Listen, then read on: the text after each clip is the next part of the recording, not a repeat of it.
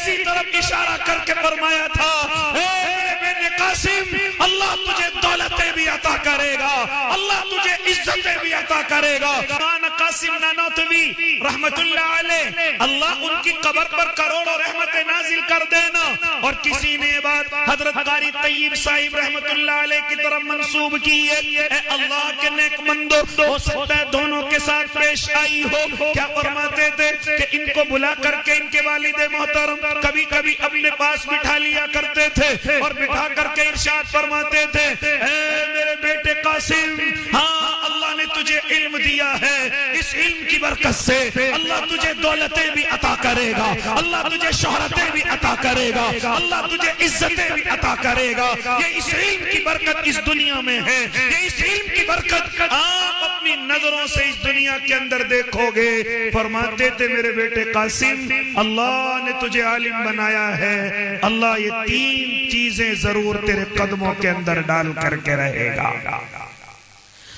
اللہ اس علم کی برکت سے تجھے دولتوں کے انبار لگائے گا.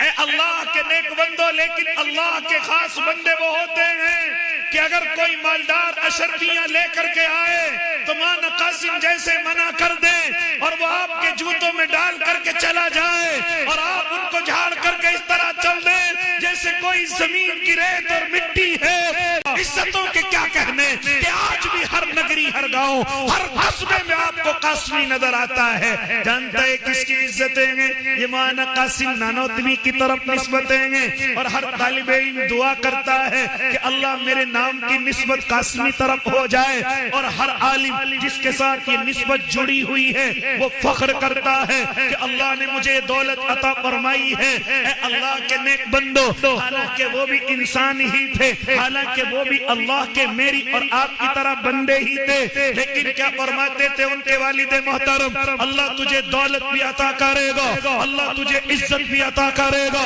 اللہ تجھے شہرت بھی عطا کرے گا. ارے شہرت کے کیا کہنے, مفتی تقی عثمانی دامت برکاتہم فرماتے ہیں کہ میں ایسی جگہ پر گیا جہاں پر 6 مہینے دن ہے, 6 مہینے رات ہے. میں نے وہاں نماز ادا کی, میں نے امام صاحب سے ملاقات کی, تو امام صاحب سے جب ملاقات کی تو امام صاحب بھی کہیں اور کے فاضل نہیں تھے, وہ بھی قاسمی تھے اور دارالعلوم کے فاضل تھے. شہرت کے کیا ٹھکانے,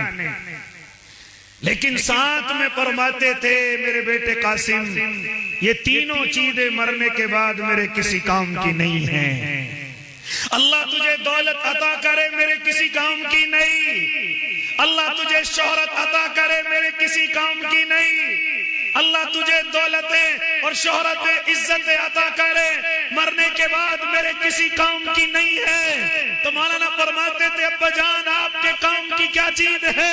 تو پھر آنکھوں میں آنسو لے کر کے آ جاتے تھے اور ارشاد فرماتے تھے کہ میرے بیٹے قاسم میں نے تجھے حافظ بنایا ہے, میں نے تجھے قرآن کا حافظ بنایا ہے, مجھ سے وعدہ کر کہ جب میں دنیا سے رخصت ہو جاؤں تو میری قبر کے پاس آ کر کے صرف 1 پارہ روز کا پڑھ دیا کرنا, صرف میرے کام کی یہ چیز ہے, صرف میرے کام کی یہ دولت ہے, ورنہ تیری کوئی چیز میرے کسی کام کی نہیں. اے اللہ کے نیک بندو, ذرا میں اور آپ اب غور کریں, میں اور آپ اولادوں کے لیے محنت کرتے ہیں, دعائیں کرتے ہیں, قربانیاں کر دیتے ہیں, یہاں تک کہ ذلتیں بھی جھیلتے ہیں, یہاں تک کہ اللہ کے نیک بندو کبھی توہین و تذلیل بھی مجھے اور آپ کو اولاد کے لیے برداشت کرنی پڑتی ہے. لیکن ذرا مجھے بتلاؤ, ذرا مجھے بتلاؤ, اولاد دنیا کے اندر ترقی کر رہی ہے, میرے اور آپ کے کس کام کی ہے جب دنیا سے چلے جائیں. ارے دنیا سے جانا تو دور کی بات, اگر یہ اولادیں اللہ کے قرآن کی طرف نہ آئی, اللہ کے دین کی طرف نہ آئی,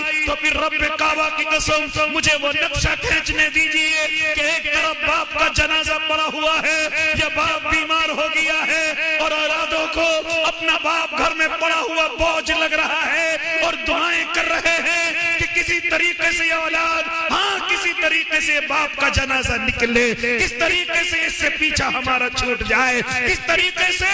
ہم اس سے اپنی جان بچانے والے ہو جائیں. یہاں تک کہ باپ گھر میں کرا رہا ہے اور اس کے منہ میں کوئی پانی ڈالنے والا تک نہیں ہے.